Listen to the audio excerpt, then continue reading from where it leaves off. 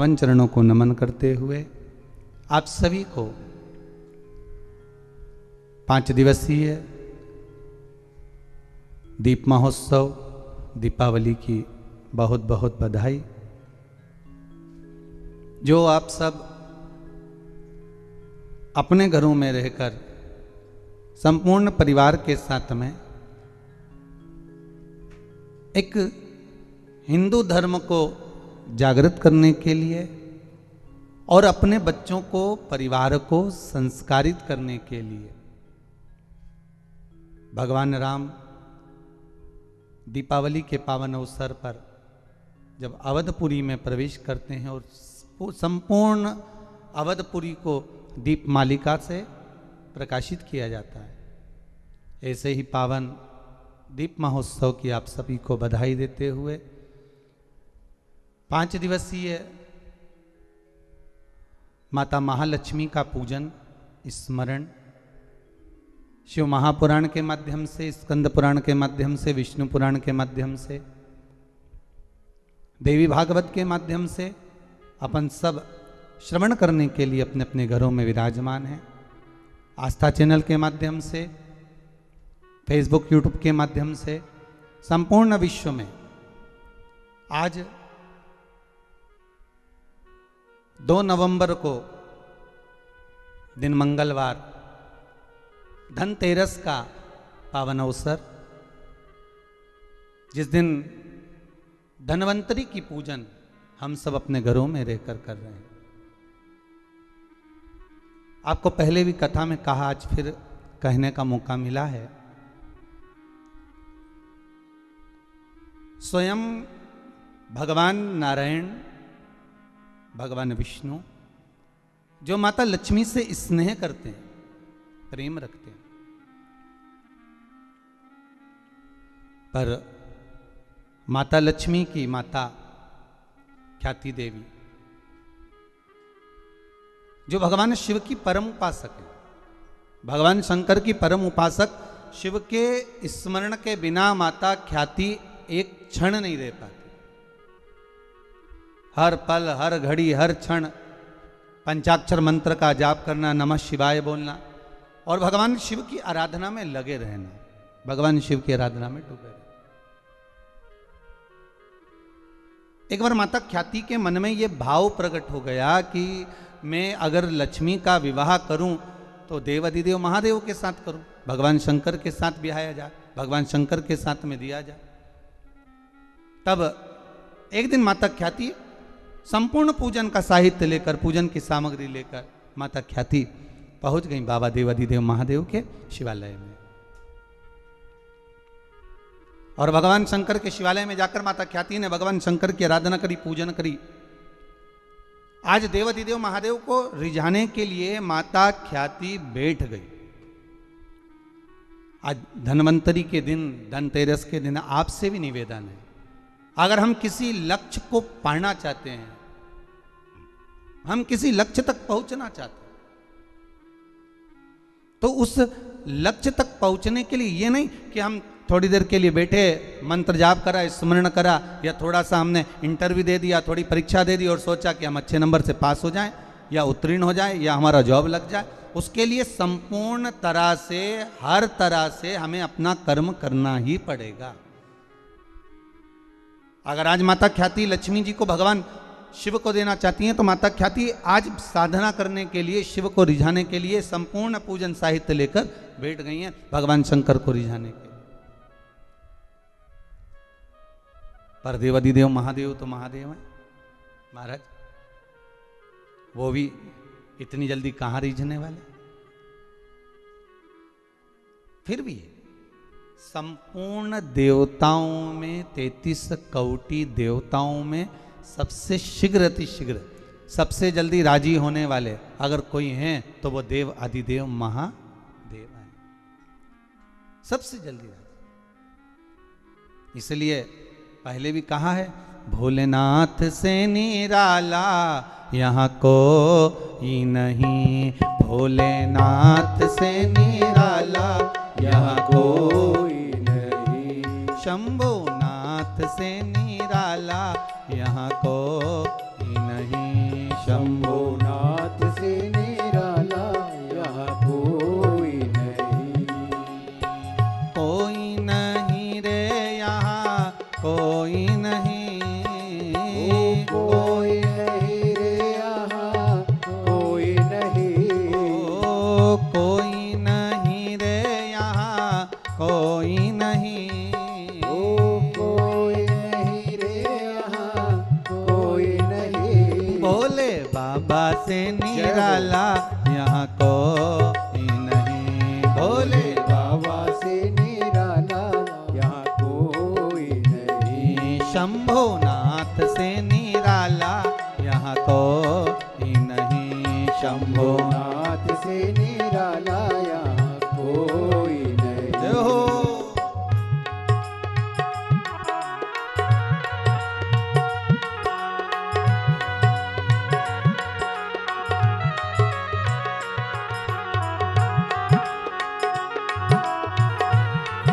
जय हो।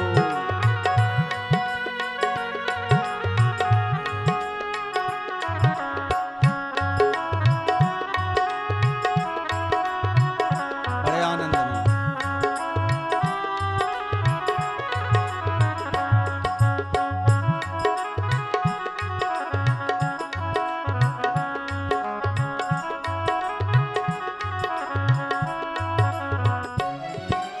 शिव का डमरू डम डम भोले, अगम निगम के भेद ये खोले। शिव का डमरू डम डम बोले, अगम निगम के भेद ये खोले। शिव का डमरू डम डम बोले, अगम निगम के भेद ये खोले। शिव का डमरू डम डम बोले, अगम निगम के भेद ये खोले। ऐसा डमरू बजाने वाला कोई नहीं, ऐसा डमरू बजाने वाला कोई नहीं। भोले बाबा से निराला जय हो। यहाँ कोई नहीं, भोले बाबा से निराला यहाँ कोई नहीं। शंभो बाबा से निराला यहाँ कोई नहीं, शंभु बाबा से निराला यहाँ कोई नहीं। ये कोई नहीं रे यहाँ कोई नहीं, कोई नहीं रे यहाँ कोई नहीं।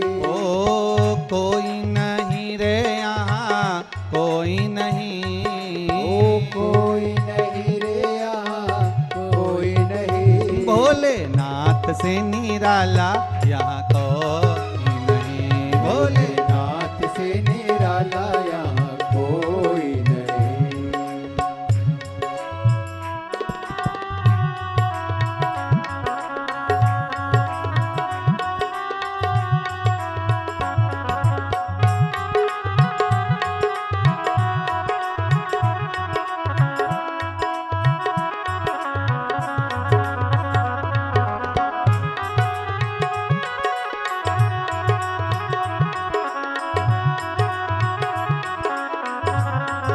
जय हो।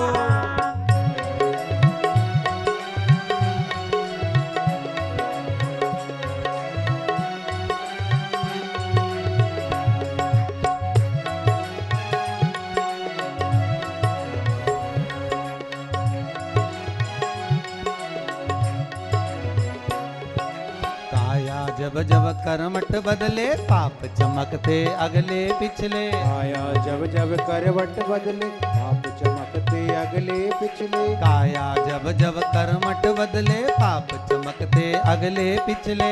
आया जब जब करवट बदले, पाप चमकते अगले पिछले। ऐसा जोग जगाने वाला कोई नहीं, ऐसा ज्योत जलाने वाला कोई नहीं।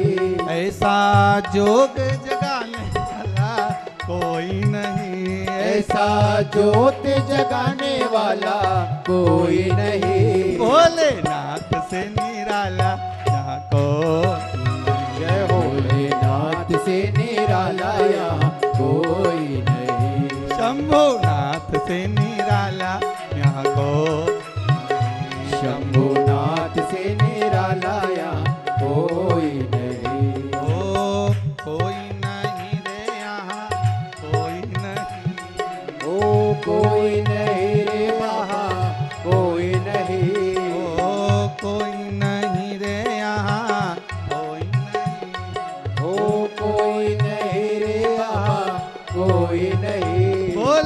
बाबा से निराला यहाँ कोई नहीं। भोले बाबा से निराला यहाँ कोई नहीं।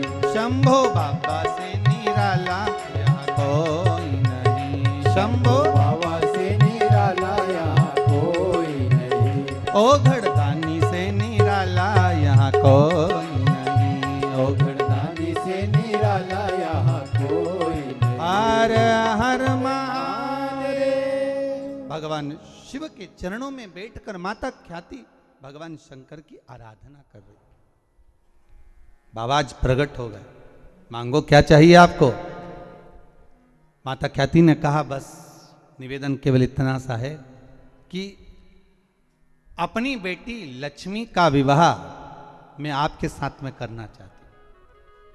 भगवान शंकर ने कहा नहीं, मैं आपकी पुत्री लक्ष्मी से विवाह नहीं कर सकता, मैं आपकी बेटी से विवाह नहीं करूंगा। क्यों? तुरंत मां बार बार ख्याति देवी कह रही हैं और बाबा मना कर देते हैं, क्योंकि बाबा ने कहा ख्याति, ओ माता ख्याति, आपकी बेटी माता लक्ष्मी भगवान नारायण के लिए बनी।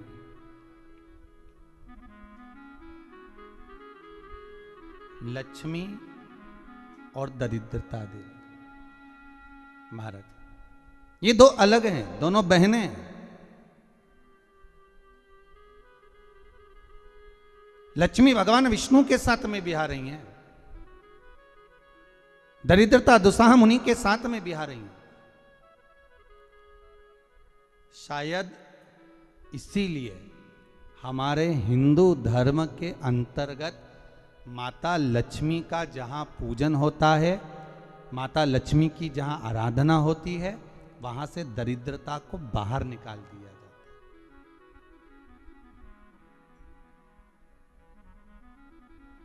कितने दिनों पहले किसी के यहाँ 10 दिन, 15 दिन, 20 दिन पहले से सफाई का क्रम प्रारंभ हो जाता है। बार बार घर की झाड़ू लगाना, पुताई करना, सफाई करना, जो अटाला सामान है, बेकार सामग्री है, जो किसी काम की नहीं, उसको ले जाकर कहीं डाल देना, कहीं भेज देना।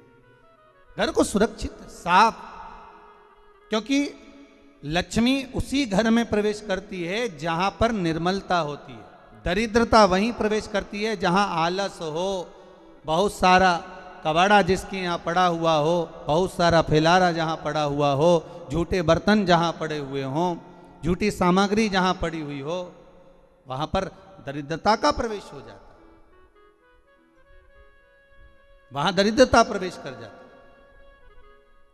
लक्ष्मी का स्मरण भगवान शिव कह रहे हैं, ख्याति, ओ माता ख्याति, अगर आपको लक्ष्मी को देना है तो भगवान विष्णु को दीजिए।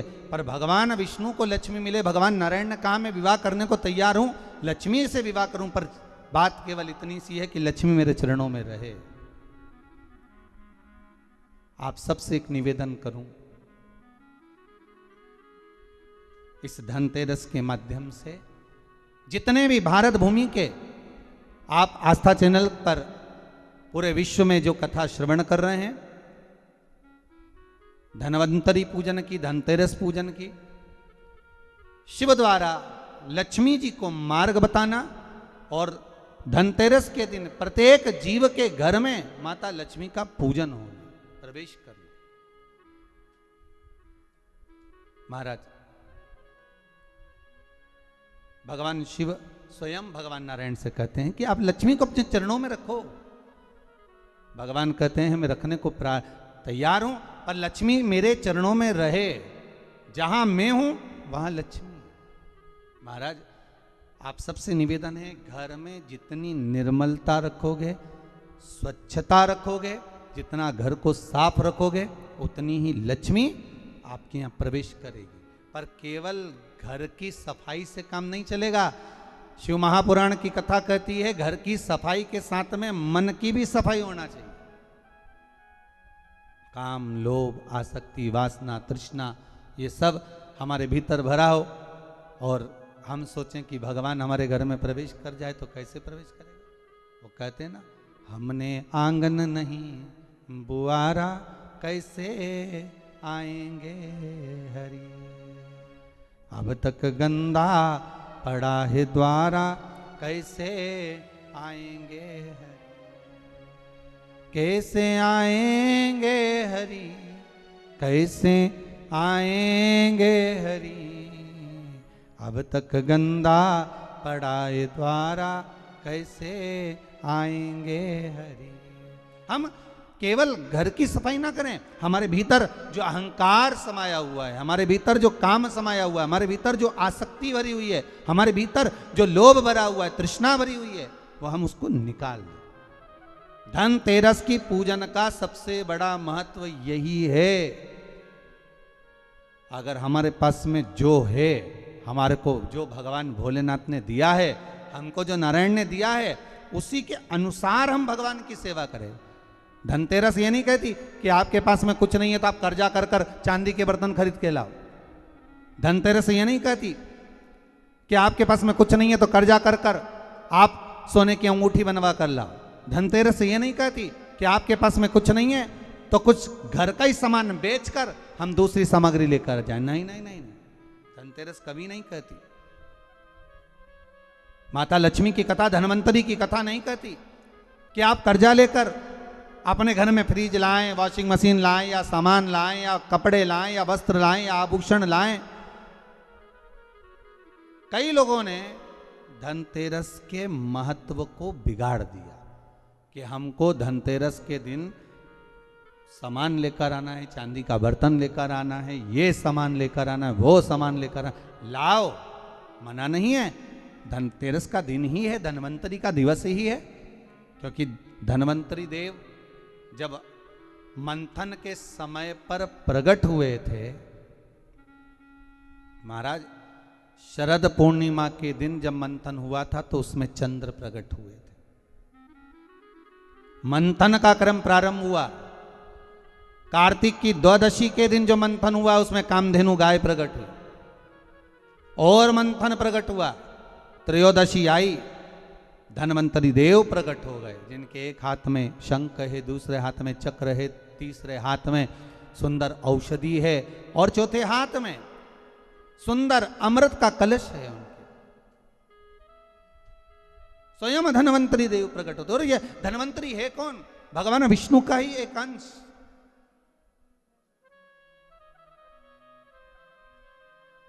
त्रयोदशी को धनवंतरी देव प्रकट हो गए। चतुर्दशी आई, मां कालका प्रकट हो गई। अमावस्या आई, माता लक्ष्मी प्रकट हो गई। ऐसे मंथन में निकल रहा, पर धनवंतरी के हाथ में अमृत कलश है। इसलिए हमारे यहां हिंदू धर्म में ये रीति रही है कि धनतेरस के दिन कोई सामग्री खरीदी जाती है, पीतल की, तांबे की, कोई वस्तु हम खरीदते हैं। पर आज का समय का जो फैशन बढ़ता गया तो कहा साहब चांदी के बर्तन खरीदना जरूरी है, चांदी का सामान खरीदना जरूरी है, सोने का पात्र, सोने की वस्तु खरीदना जरूरी है, ये सामग्री खरीदना। तो यहाँ शास्त्र नहीं कह रहा कि महाराज इतने महंगे महंगे पदार्थ खरीदो और घर में कर्जा कर लो। शास्त्र तो यह कहता है कि धनवंतरी की पूजन करना है आपको। अगर आप एक सामग्री भी लेकर आ रहे हैं तो उसमें आपका भाव जुड़ा होना चाहिए, कर्जा नहीं जुड़ा होना चाहिए।